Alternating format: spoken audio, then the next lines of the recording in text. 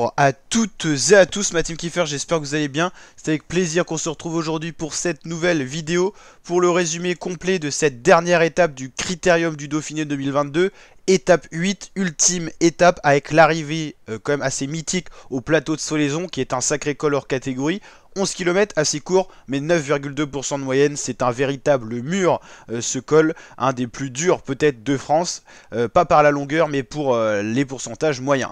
Donc une belle étape de montagne qui partait de Saint-Alban-Leizeux, on a eu le col de Plain-Palais, 8 km 8 à 16,5% de moyenne, donc un avant-goût de la journée, le col de l'Échaud, 7,9 km à 4,5% de moyenne, plus roulant celui-là pour ça qu'il était en 3ème catégorie.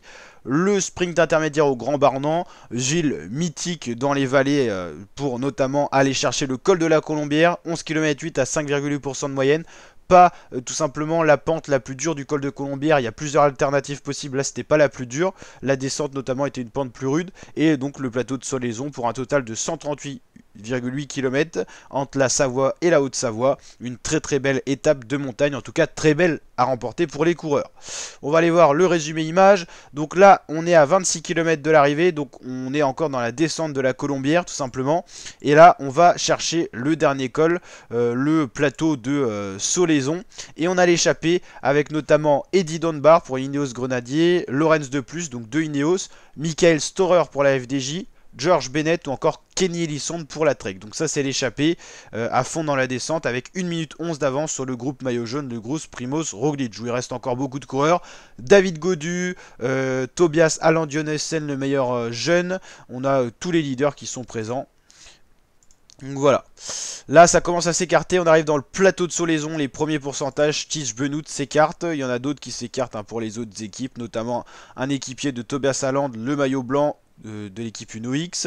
Il y a un gros tempo imprimé par la Jumbo-Visma et Steven Kruijswijk dans la roue, Roglic et Vingegaard aussi là. David Gaudu bien placé, Ben O'Connor, Theo Gegenhardt, Caruso, Egg, Tobias Allan-Dionnessen, le duo Education First avec Chavez Guerrero.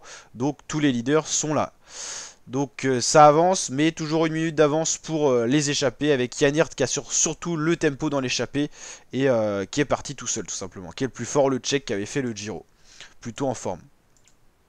Dans le peloton, David Gaudu est en difficulté, ça craque totalement pour le 6ème du général, il perd pied dans le peloton et Jan Hirt lui perd de l'avance sur le peloton, emmené très rapidement par l'équipe Jumbo. Tobias Allan-Dionnessen, le meilleur jeune, en paye le prix, ça va vite à tous les échelons. Jan Hirt se fait reprendre par Storer et George Bennett qui est juste derrière. On va retrouver un trio qui va se former à l'avant. Kenny Elissonde, rescapé de l'échappée, se fait reprendre par un peloton des favoris amaigri par le rythme de la Jumbo. Il reste plus grand monde. Caruso, Geoghenaert en difficulté. Là, ça doit être Kenny Elissonde, Luis Menchez, Chavez Guerrero. Là, c'est Jack Egg. Là, c'est Ben O'Connor, Vingegaard, Roglic et Kruijswijk qui imprime le tempo. Ça va très vite et là, ça craque. Un trio à l'avant, mais plus que 20 secondes. Ça croque totalement. Jan Hirt va se relever pour attendre Luis Menchez qui est en difficulté dans le groupe des favoris. C'est fini pour Theo Geoghenaert qui ne remportera pas ce critérium, tout comme Damiano Caruso. En difficulté, là c'est Ruben Guerrero qu'on voit en difficulté, le portugais. Voilà, Caruso décroché qui va imprimer son rythme pour limiter la casse. Toujours héroïque, Steven Kruijswijk emmène le peloton et tout le monde est vraiment au forcing. Enfin, sauf les Jumbo, j'ai l'impression. Luis Menchez, donc attendu par Jan Hirt. De son côté, George Bennett continue le forcing, mais bon, en vain. Le peloton va revenir tranquillement sur lui, le rattraper. Il va essayer de s'accrocher, puis il va être petit à petit décroché. Le visage marqué de Ben O'Connor, qui est vraiment à l'ouvrage là pour garder le rythme et pouvoir suivre ce groupe de favoris. Kruijswijk cormet une et ça met en difficulté Chavez, Bennett, rescapé de l'échappée, et Jack Egg. On n'a plus qu'un groupe de 4 et bientôt plus qu'un groupe de 2 avec Vingegaard et Roglic qui vont partir tous les deux. Roglic pour la victoire du Dauphiné et certainement Vingegaard pour l'étape et la 2ème place du Critérium du Dauphiné. Ben O'Connor, on le voit, il s'accroche, mais bon, ça sert pas à grand chose. Malheureusement, les Jumbo sont réellement plus forts. Là, on arrive directement à 600 mètres de l'arrivée. La hiérarchie ne change pas. C'est Vingegaard et Roglic les premiers qui vont aller s'imposer et Ben O'Connor qui va finir 3ème. Pas grand chose à dire, sauf une domination de l'équipe Jumbo qui avait quand même une sacrée équipe sur le Dauphiné. Mais bon, ils sont nettement dominants, il n'y avait pas photo. Vingegaard qui s'impose devant Roglic, Ben O'Connor, Chavez à 53 secondes, Guerrero, Caruso, Menches, Egg, petit groupe de favoris, Kruijswijk, Johansen, McNulty, Warren Barguil qui va finir devant Gaudu qui a totalement explosé David Gaudu. David Gaudu 7 minutes 27. Il a vraiment malheureusement pas la carrure d'un leader au général. C'est trop perdre autant sur le Dauphiné, sachant que par rapport au Tour de France, il est quand même mieux équipier David Gaudu. Il n'est pas assez bon contre la montre, pas assez bon en montagne, faut dire les choses. Malheureusement, Gaudu, leader sur le Tour de France, c'est pas possible. Quand on perd autant de temps sur un critérium du Dauphiné, alors qu'il n'y a pas tout le monde, il n'y a pas Pogacar, il n'y a pas les vrais Ineos, genre Adam Yates, Carapaz, tout ça, il n'y a pas les Romain Bardet, enfin voilà, il manque beaucoup de monde. Donc déjà, même les coureurs comme Luis Menches qui sont 6e sur un Tour de France, ça peut faire 20e. Roglic remporte donc ce critérium du Dauphiné devant Jonas Vingegaard, son équipier danois, à 40 secondes. Ben O'Connor fait une très belle 3e position et reste sur le podium. Damiano Caruso un peu décevant mais quand même 4e, l'italien. Jack Egg 5e pour le doublé de la Bahreïn. Luis Menches 6e, Chavez plutôt bon depuis son arrivée à Education First 7e, Geo Gunnart 8e mais à 3 minutes 44, Guerrero 9e et Johansen, très belle découverte, 10e pour l'équipe Uno X Pro Cycling qui ne fera pas le tour.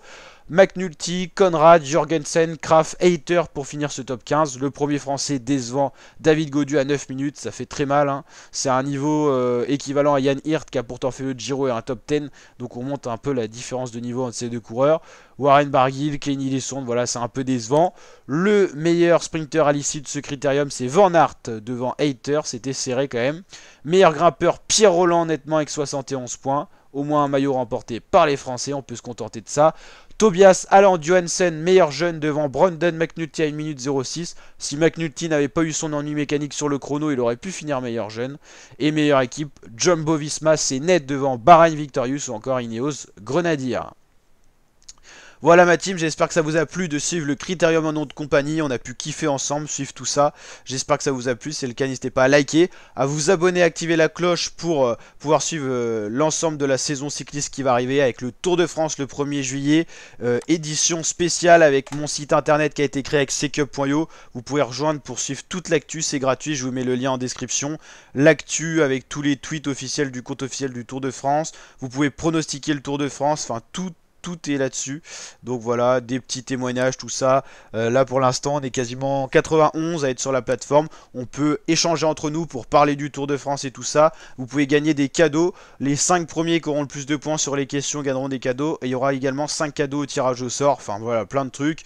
Et pour kiffer en attendant le Tour de France, plein de petites questions à répondre. Qui va gagner le Tour de France? Qui sera la meilleure équipe? Qui sera élu super combatif? Puis plein de petites questions voilà, de connaissances générales sur le cyclisme. Si vous kiffez le vélo, n'hésitez pas à venir rejoindre la plateforme avec vos potes, votre famille, tout ça. Il n'y a pas de nombre limite de place, donc venez kiffer. Puis rien que votre inscription vous permet peut-être de remporter un cadeau en lien souvent avec le cyclisme. Puis il y aura des cartes à dos, il y aura plein de choses pour vous régaler. Et vous remercier aussi pour les 23 000 abonnés sur la chaîne, ça régale la team. On continue comme ça. La team continue à vous abonner, à partager la chaîne, vous nous régalez. Et puis on continue à kiffer le sport, mais pas que sur la chaîne YouTube. Allez, ciao ma team, et à très bientôt pour de nouvelles vidéos. Ciao, ciao!